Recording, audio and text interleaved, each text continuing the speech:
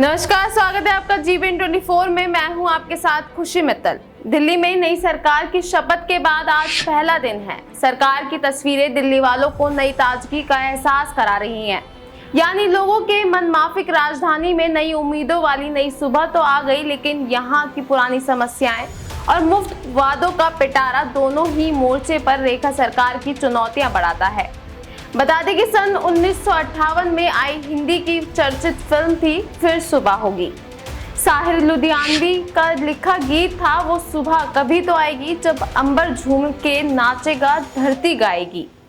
वो सुबह कभी तो आएगी। यकीनन बीजेपी के लिए दिल्ली में एक नई सुबह हो गई है।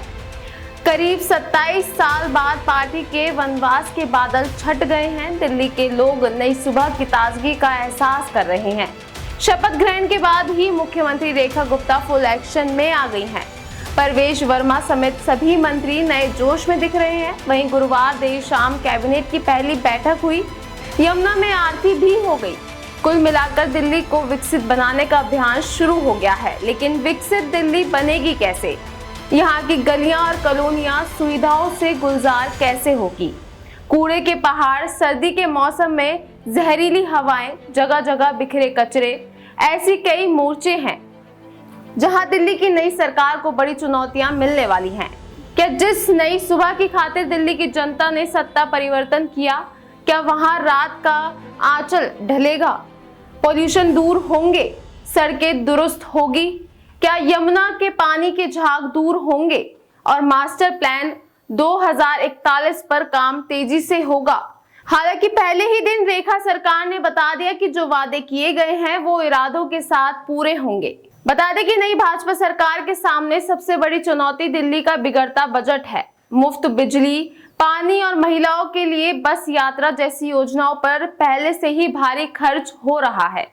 डीटीसी और दिल्ली जल बोर्ड को भी बड़ी धनराशि अनुदान के रूप में दी जाती है। पिछली आप सरकार ने कई खर्चों को पूरा करने के लिए 10,000 करोड़ रुपए का कर्ज भी लिया था।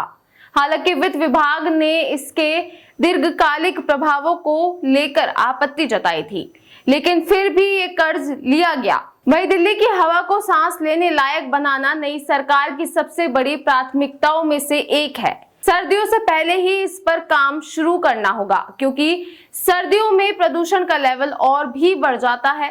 बीजेपी ने यमुना के पानी को इतना साफ करने का लक्ष्य रखा है कि 3 साल में कोई भी इसमें किसी भी बीमारी के बिना डुबकी लगा सके।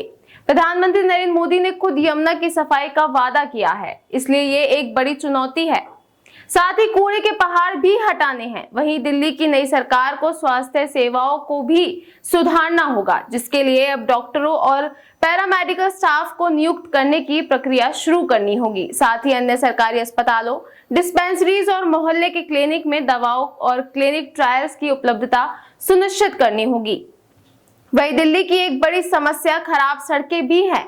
चाहे मुख्य सड़कें हों या कॉलोनी की गलियां, टूटी और गड्ढों वाली सड़कों की शिकायतें आम हैं। पिछले साल अक्टूबर में पीडब्ल्यू ने लगभग 600 गड्ढों वाली सड़कों की पहचान की थी, जिनकी मरम्मत अब करनी होगी। अभी के लिए इतना ही है। ऐसी और तमाम खबरों के लिए देखते रहें जीबीएन 24।